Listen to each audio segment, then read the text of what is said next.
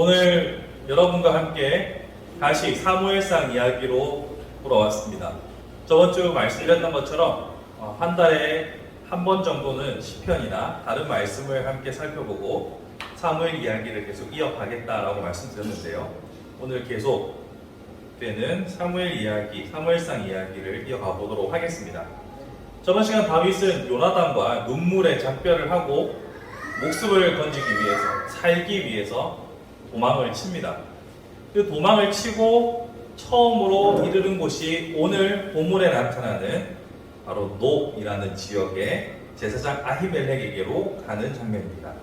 노이 정확하게 어느 위치인지는 알기가 어렵습니다만 그래도 어느 정도 예루살렘으로부터 혹은 좀 거리가 있는 지역으로 볼 수 있는데요. 일단은 정확하게 어느 지역인지는 중요하지가 않아요. 중요한 것은 여기에 성소가 있었고 여기에 골리앗의 칼이 있었다는 점입니다. 나중에 본문을 보시면 아시겠지만 여기에 골리앗의 칼이 전리품으로 보관되고 있었고 다윗은 그것을 취하게 되죠. 이런 일련의 과정들을 우리는 보면서 참 여러 가지 생각을 하게 됩니다. 왜냐하면 오늘 본문 속에서 보시면 다윗이 거짓말을 또 하는 장면이 나오거든요. 우리는 다윗을 생각하면 참으로 선한 왕, 그리고 하나님 앞에 신실했던 왕으로 기억합니다. 그렇지만 한 가지 흠결이 있다면 우리아의 아내 바세바와의 이 불륜, 그리고 살인 교사에 관련된 다윗의 심각한 범죄를 우리는 기억합니다. 그것 말고 또 성경을 좀 읽어보셨다 하시는 분들은 다윗의 인구조사 사건을 통해서 다윗이 또 실수했던, 다윗도 사람이구나 하는 장면들을 아실 겁니다. 그것과 마찬가지로 다윗의 조금 흑역사를 담고 있는 것이 바로 오늘 본문이에요. 다윗이 노읍으로 가서 아히멜렉을 만나서 거짓말을 하게 되는 상황이 바로 오늘 본문의 내용입니다. 거짓말의 내용은 이와 같습니다. 아히멜렉이 왜 혼자 왔느냐? 근데 아히멜렉이라고 귀가 없겠습니까? 눈이 없겠습니까? 정세, 돌아가는 상황에 대해서 어느 정도는 인지하고 있었겠죠. 그러니 지금 다윗이 왜 혼자 왔느냐? 혼자는 아닙니다. 자기의 소년들이라고 말하는 자기가 가신처럼 쓰는 부하들을 데리고 동행해서 오긴 했지만 여기서 혼자 왔다는 건 다른 정부 관계자가 없이 왜 단독 행동을 하고 있느냐라는 질문이에요. 왜 혼자 왔냐라고 질문을 했을 때 다윗은 지금 사울의 특별 명령을 수행하는 중이다라고 거짓말을 합니다. 이렇게 이 거짓말로 인해서 어쩔 수 없이 또 아히멜렉은 도와주게 되고 다음 주에 다루게 될 22장에서 이 거짓말의 결과가 얼마나 참담한지를 보게 합니다.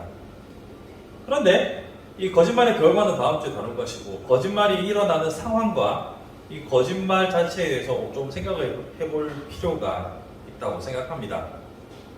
제가 전에 설교에서도 부득이하여라는 제목으로 거짓말에 대해서 한번 이야기한 적이 있었죠. 어떻게 보면 같은 맥락입니다.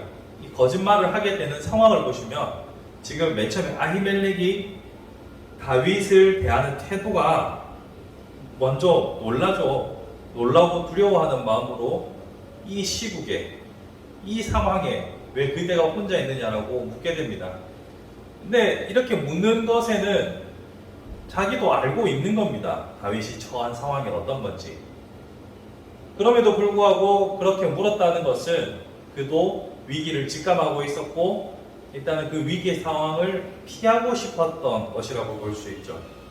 근데 만약 그가 진심으로 약자를 도와주고 어려운 일을 돕는 마음이었다면 그렇게 묻지 않았겠죠. 여러분, 질문이라는 것은 참 재밌습니다. 질문이라는 것은 진짜 내가 궁금해서 물을 때도 있어요. 그렇지만 질문은 때로는 매우 공격적입니다.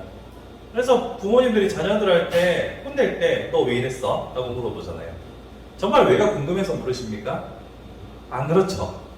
질문 자체가 공격이기 때문입니다. 그러니까 지금 이 제사장은 다윗으로 하여금 거짓말을 할 수밖에 없는 그러니까 전에도 말씀드렸던 부득이한 상황을 만들어주고 있는 거예요. 부득이한 상황을 만들어주고 상대방이 거짓말을 하는 것을 비난하는 것에 대해서 생각을 해봐야 되는 겁니다. 삶에서 여러분 거짓말은 다 한 번씩은 너무 적다 그죠? 자주 하시게 되잖아요. 그런데 그렇다고 해서 거짓말을 내가 오늘 한동안 거짓을 안 했더니 좀 너무 심심한데 인생이 밋밋한데 거짓말 한번 쳐야겠는데 하고 거짓말 하시는 분이 있습니까? 아니죠. 내가 거짓을 말하고 싶어서가 아니라 거짓을 말할 수밖에 없는 상황, 코너에 몰렸을 때 우리는 거짓말을 하게 됩니다. 그러니까 중요한 것은 내가 상대방으로 하여금 거짓을 말하지 않을 수 있도록 편안함을 줄 수 있는 것이 중요합니다. 야, 이것만 말하면 내가 용서해 줄게. 말해봐봐. 라고 말하고 용서를 받은 기억이 있습니까? 없으시죠? 그렇기 때문에 우리는 상대방의 거짓을 비난하기 전에 먼저 거짓을 말하지 않을 수 있도록 돕는 것도 성도의 미덕이라고 생각합니다. 지금 다윗이 처한 정치적인 어려움을 안다면 조용히 일을 처리하고 그가 굳이 거짓을 하지 않아도 될 수 있도록 돕는 것이 훨씬 더 좋지 않을까요? 물론 이 상황 속에서, 이 정황 속에서의 복잡 미묘한 상황은 성경이 더 이상 설명해 주지 않기 때문에 우리도 더 접근하기는 어렵습니다. 하지만 우리는 먼저 거짓을 말하는 자를 비난하기 전에 그가 거짓을 말하지 않도록 상황을 도와주는 것, 이것이 매우 중요한 일이라고 생각합니다. 두 번째로 생각해 볼 것은 다윗이 이때 처한 영적 상태에 대해서 한번 생각해 봅시다. 다윗이 처한 상황을 보면 쫓기는 상황이에요. 그렇지만 바세바와의 사건과 비교해 봤을 때 영적으로 조금 더 게으름의 상태에 있다거나 혹은 긴장감이 떨어진 상태라거나 그것과 비교할 수 있는 상황은 아니죠. 요나단과의 작별 통화에서든지 당장 지금 어떻게 될지 모르는 상황에서 얼마나 많이 긴장이 되고 걱정이 되겠어요. 그러니까 영적으로 깨어있지 않다라고 보기에는 어렵죠. 어느 정도 영적 상태가 텐션이 딱 잡혀있는 상태입니다. 그럼에도 불구하고 위기의 상황에 봉착하니까 거짓말이 나오는 것은 자동이에요.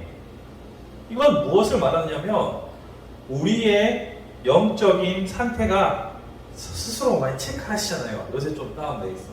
요새는 비교적 괜찮은 것 같아요. 요새 내가 좀 많이 하이한데 왜 이렇게 스스로 자기 상태를 알아요. 그래서 전화 신방을 해보거나 만나보면 그런 분들이 있잖아요. 요새 슬럼프라서 제가 요새 계절을 타서 이렇게 하면서 상태에 대해서 스스로 어느 정도 체크를 하신단 말이에요. 그런데 안 좋을 때는 우리가 이해해요. 컨디션이 안 좋고 영적인 상태가 내가 봐도 좀 아니고 말씀도 멀리하는 것 같고 예배도 드리기 싫고 그럴 때는 내가 뭔가 하나님 앞에 회개할 거리가 생겼을 때는 내가 역시 정신을 안 차리고 있으니까 그렇지 라고 스스로를 채찍질합니다. 그런데 반대로 내가 정말 은혜가 충만하고 요즘 신앙생활에 새로운 전기를 맞이했다 라고 하는 순간에 여러분이 죄를 안 지을 것 같습니까? 아니요. 저는 학창시절을 돌이켜보면 정기적으로 텐션이 올라가 있을 때가 있습니다. 방학 때. 그때 수련회를 가잖아요. 수련회 가서 집회 수련회 갔다 오면은 한 2주는 은혜가 충만합니다. 2주도 길게 잡은 겁니다. 은혜가 충만한데 그때 죄를 안 짓느냐? 아니요. 그때도 죄 지어요. 그리고 한없이 다운되어 있을 때 죄의 빈도와 횟수가 더 많아지느냐? 생각해보면 별 차이가 없어요. 그럼 여기서 우리가 무엇을 알 수 있냐면 우리가 얼마나 하나님 앞에 바르게 사느냐, 바르게 살지 못하느냐 하는 것은 지금 내가 결정 짓는 게 아니라는 결론을 가질 수밖에 없어요. 내가 하나님 앞에서 온전하고 신실하고 바르게 살아가느냐 그렇지 않느냐는 나의 노력, 여하가 결정 짓는 것이 아니라 내 안에 역사하시는 성령님이 결국 나를 이끌어 가신다라는 결론에 우리는 이르게 됩니다. 그러니 우리가 해야 하는 것은 자꾸 자기한테 채찍질하지 마시고 자기 허벅지 찌르지 마시고 계속 어디에 누구한테 어떤 도움을 구해야 하는지를 정확하게 보셔야 되는 거예요. 자꾸 자책하는 것이 아니라 내가 또 이렇다, 내가 와줬고 이게 아니라, 아이고 성령님 도와주십시오. 아이고 주님 또 도와주십시오. 다윗도 넘어지는데 저라고 안 넘어지겠습니까? 도와주십시오. 제가 또 넘어졌습니다. 도와주십시오. 신속하게 그분에게 도움을 구하는 것이 가장 중요한 일이다라고 생각이 들었습니다. 여러분은 어떻게 생각하세요? 여러분들은 과연 여러분들의 실패와 여러분들의 잘못들 앞에서 끊임없이 자신을 학대하고 계시진 않는지요? 혹은 그분의 도움 없이 내 힘으로 어떻게든 하나님 앞에 점수를 잘 따려고 애쓰고 계시진 않는지요?